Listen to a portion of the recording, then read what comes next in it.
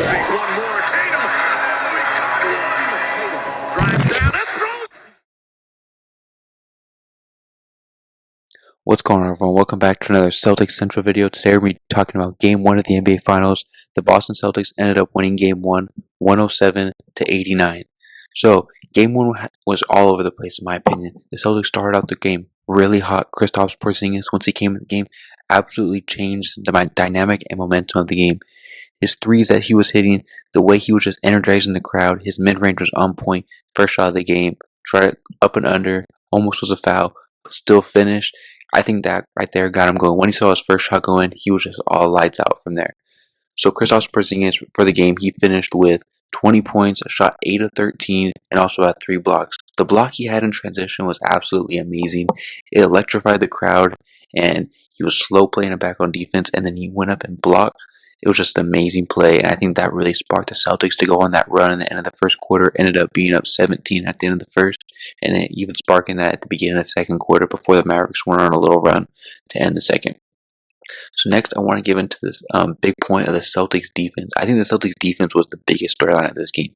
Celtics offense started out the game really good, scored 37 in the first quarter, and it kind of fizzled out after that. But again, in the second quarter, they still gained a nice lead. In the third quarter, it was struggle in the beginning, but again, the defense showed up when it needed to most. The Celtics finished the game with 9 blocks and 9 steals and 12 blocks. That is amazing defense by the Boston Celtics, holding a Dallas Mavericks team to 89 points. They let Luka get his 30 today, but everyone else was really struggling from the field. They were letting PJ Washington shoot the ball. We'll kind of get into that more later, because I think some of those shots that they were allowing PJ Washington, Kyrie Irving, and even sometimes Luka to allow to shoot, I don't think the Boston Celtics can do that in Game 2, because the Dallas Mavericks are going to come and hit some of those shots, and this game could be completely different. The Dallas Mavericks cut this game to 8 points at one time, and if they could have hit some of those other threes, this game could have got really, really interesting. The Boston Celtics definitely need to kind of figure out what they want to allow from the 3-point line, and some of the things that they were allowing, I think they need to reconsider in Game 2. And I think Joe Mazzulla definitely saw that. We are fortunate and glad that the Dallas Mavericks missed those shots, but we can't bank on it for an entire series. I don't see PJ Washington shooting. Let's see what PJ Washington shot today. He shot 0 of 3 from 3. Derrick Jones 1 of 2. Kyrie 0 of 5, and Luka 4 of 12. I just don't think you can bank on that. PJ Washington's going to hit a couple, I think, a game.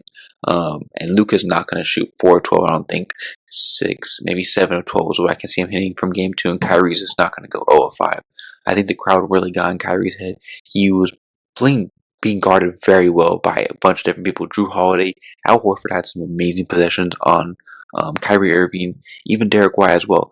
The entire Boston Celtics defense came to play today. And next, let's talk about Jaylen Brown. So Jaylen Brown, he started out the game pretty decently. Besides his free throw shooting, he played a phenomenal game. On the defensive end is where I was most impressed. He had 3 steals and 3 blocks.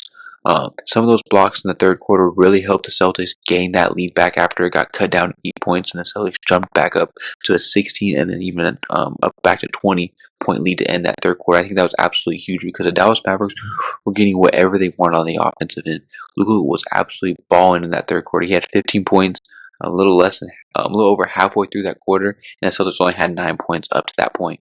But Jaylen Brown and Jason Tatum really helped steady the Celtics ship when things seemed like the Mavericks were having their way in that second half. So Jaylen Brown finished with 22 points, 7 of 12 from the field, 2 of 6 from the 3-point line, 6 of 11 from the free throw line. Something you really want to fix. You don't want to leave that many points at the free throw line. Going 9 of 11 is more acceptable, but you can't leave 5 points at the free throw line. That's too many points, especially in some of these games where I think the game will be a lot closer down the stretch. Next, let's kind of talk about Jason Tatum. So Jason Tatum had an alright game. From the box score look at it, a lot of people think he really didn't play very well. He had 16 points, shot 6 of 16, 3 of 7 from 3. But he also had 11 rebounds and he had 5 assists, 3 of those being in the first quarter. But I thought he was pretty active, especially on the defensive end. It didn't look like he was letting his offensive struggles really affect his defensive game, which I was really happy to see, because sometimes you can see star players, Luka and other ones, when their shots just not falling, they don't have that motivation and that drive to go push themselves on that defensive end and kind of just be the best version of themselves. But we also saw Jason Tatum focus and not let the moment get too bright for him. He's been here before. He's had his struggles throughout games in this playoffs last year and even in the finals against Golden State. He knows what it's like to struggle. And I think that experience of knowing that he doesn't have to put up 40 points a game. He has players like Jalen. Kristaps had it absolutely going today.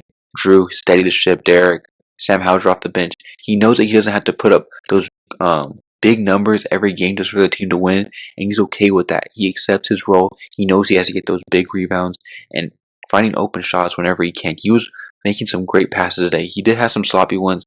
He ended up having 6 turnovers today. You don't want to see him having more turnovers than assists, but I think that's something he'll definitely clean up. If he has a few more of those shots fall, I think this the perception of Jason Tatum that the media will probably talk about tomorrow will be completely different.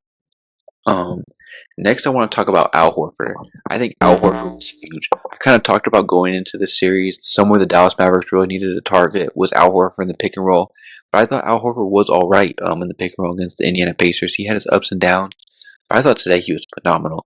There was multiple times when he was on Kyrie Irving, Luka Doncic, one-on-one, and they try to isolate him, move everyone out, have ISO at the top of the key.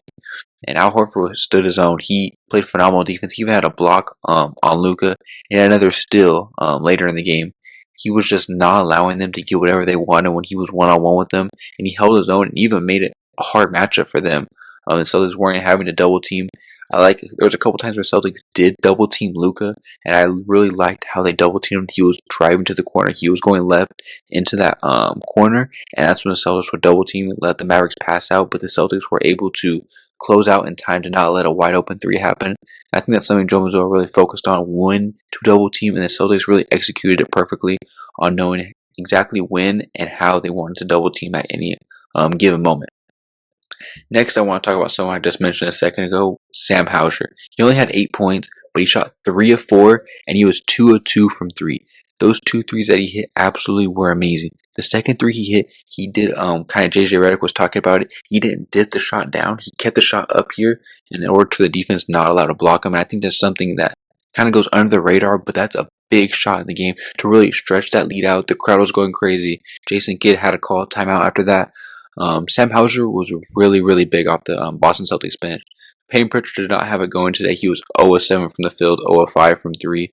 So this is the game where Sam Hauser really stepped in. He was the first one off of the bench besides Kristaps, which we don't really see him off the bench, to really come in before Payton Pritchard, and he hit those 2 threes, and I think that really got his confidence going. He was talking about going into this. He just watches some of his old film to kind of get his mind right and just know that he's been here before. And just because shots are not falling doesn't mean he's doing anything wrong. It's just basketball at the end of the day. And he was really finding his shot and finding his rhythm, which is really something I was glad to see. Next, I want to talk about Derek and Drew. They played phenomenal defense on Kyrie Irving. They made him struggle, and they made him work for every single basket that he did make. Kyrie Irving finished 6 of 19 from the field and only 12 points. Again, they let Luka go for 30, but again, Luka only had 1 assist for the game. If Luka's scoring 30 but only getting 1 assist, he's not getting his team involved, and Dallas Maverick as a team only had 9 assists. So Luka having 30 points is something the Celtics I think will live with. If he's only getting 1 assist, he's not really getting his teammates involved. He's not allowing PJ Washington to get open looks. He's not allowing Derek Jones to catch fire. Derek Jones had 1 3 to begin the game, and he was really silent after that. They really eliminated the big man from the Dallas Mavericks. The lob game for the Dallas Mavericks was super big. In that Timberwolves series, Derek Lively and Daniel Gafford were having a bunch of lobs in that series. They were making Rudy Gobert pay every time in the pick and roll. But Al Horford, especially Kristaps Porzingis, when he came in that game, his 7'3" rim protection just didn't allow for lobs to happen. Derek Lively got in foul trouble early, and Daniel Gafford was really unplayable for them. They went to Maxi Kleber a lot of that game, I think, to stretch the floor, because with Al Horford and Kristaps out there, they really stretch out those big men, and they bring them out to the three-point line, not allowing them to do what they do best, and that's rim protect. And if they're not catching lobs on the offensive end, it's just really hard to play them because they don't really bring anything else. They set screens and they roll the rim. They're not able to create for themselves or space the floor, on which it clogs up the paint for Luka Doncic. And I think Jason Kidd saw that, which is why you saw a lot more Maxi Kleber in the second half. Yes, Derek Lively was in foul trouble, but again, I don't really think he played very well today, and he was really struggling when Al Horford and Kristaps Porzingis were out there. So lastly, for the Boston Celtics, I kind of want to talk about what I think happened in game 1 that I think will translate to game 2. So I think the defense will really translate for game 2. Again, that doesn't mean the Boston Celtics are going to hold the Dallas Mavericks to 89 points again, because I don't think that's going to happen. PJ Washington's going to hit some more threes. Kyrie Irving's going to bounce back. He's a superstar player. He's going to bounce back in game 2. He's not going to have another game like this. And I fully expect Luka to still drop his 30 points a game. That's just who Luka is, and that's who the Dallas Mavericks have shown that they need Luka to be all season. But I do expect the Boston Celtics to not let up on the defensive end. Like they were letting up at the beginning of that third quarter, which really worried me because their shots weren't falling. When the threes don't fall, there's long rebounds. Mavericks are able to get in transition and get mismatches and just easy looks from the field. But the Boston Celtics can stay poised, and if the three-point shot is not falling, I think the Boston Celtics can still win. They proved that today. The 3 points weren't falling to start the second half, but Jason Tatum and Jaylen Brown really calmed the storm. They drove to the basket. Jason Tatum drove. He didn't get a foul call, and they ended up not scoring that possession. But then the very next possession, Jaylen Brown came down, did that same thing, picked up a foul on Derek Lively, and got to the free throw line. That is something that changed momentum for the Boston Celtics.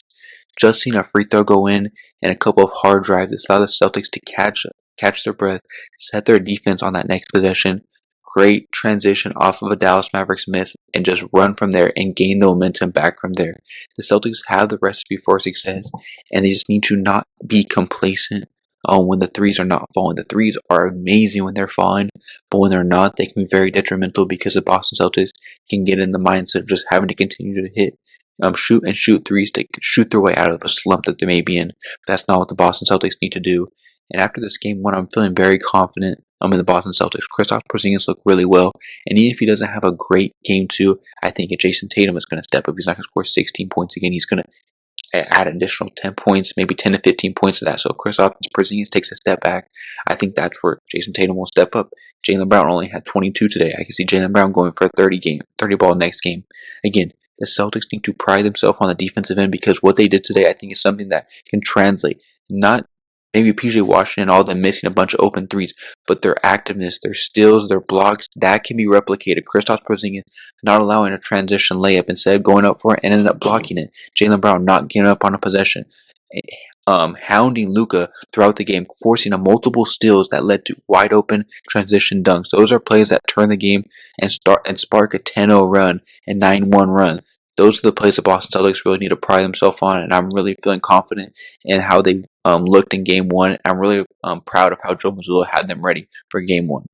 Let me know what you guys think down in the comment section down below. These are my initial reactions for game 1.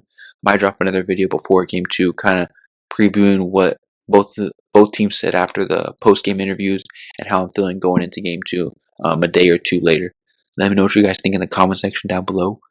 Peace.